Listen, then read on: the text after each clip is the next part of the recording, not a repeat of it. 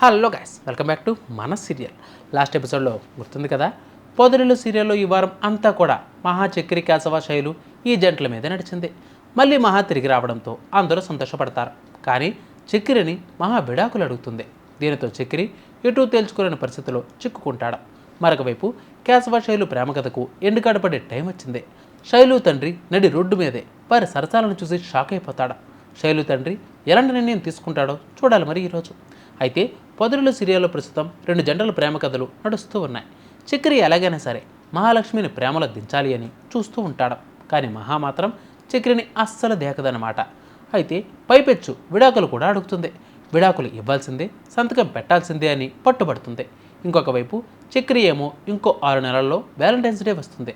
ఆ రోజు మహాలక్ష్మిని తనకు ప్రపోజ్ చేస్తుందని, ప్రపోజ్ చేసేలా చేసుకుంటానని చక్రి శపథం చేస్తూ ఉంటాడు.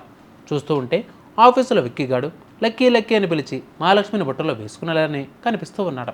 కానీ మహా కొంచెం స్ట్రాంగ్ కాబట్టి అది కూడా డౌటే. ఇదంతా ఎలా ఉంటే కేశవ శైలు ప్రేమాయణం సాఫీగా సాగుతుంది అనుకుంటున్న టైంలోనే ఎండగడ్డ పడేలా ఉంది. శైలు కేశవ ప్రేమలా మొదలైందో లేదో సినిమాలు షికార్లు అంటూ ఈ జంట అడ్డు అదుపు లేకుండా తిరిగేస్తూ ఉన్నారు. క్లాసులు ఉన్నాయి అంటూ శైలు అబద్ధాలు చెబుతూ బయటకు వెళ్తూ ఉంది.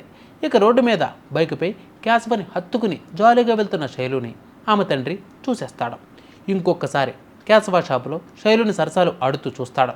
అయితే దీనితో శైలు తండ్రికి కోపం కట్టెలు తెంచుకుంటుంది. నీకు ప్రేమించడానికి ఆ మెకానిక్ వెదవే దొరికాడా అని కేశవను శైలు తండ్రి అవమానిస్తాడు. నాన్న, నేను నీ కూతుర్ని కాబట్టి నువ్వు నన్ను ఏమన్నా సరే పడతాను, అంతేకాని వాడిని మాత్రం ఏమీ అనకు, నేనే అతన్ని ప్రేమించాను అని శైలు అనేసరికి ఓహో కథ అంతవరకు వచ్చిందా అని శైలుని లాగిపెట్టి ఒక్కటిస్తాడు ఆ తండ్రి. ఇక శైలు విషయాన్ని ఏదో ఒకటి తేల్చే వరకు వదిలిపెట్టేలా కనిపించడం లేదు మరి వీడు. మరి పెద్దలను ఎదిరించి శైలు కేశవలు ఒకటి అవుతారా? వీరి పెళ్లికి చక్రి మహానే పెద్ద దిక్కుగా మారతారా అన్నదే పెద్ద ప్రశ్న అనమాట. నాకు తెలిసి అదే జరుగుతుందనుకోండి. ఇక తర్వాత మరి మహాలక్ష్మి ప్రేమను దక్కించుకోవడానికి చక్రి ఏం చేస్తాడు? అసలే విక్కీ ఏమో లక్కీ బంధాన్ని చూసి చక్రి కుళ్ళుకుంటూ ఉన్నాడు.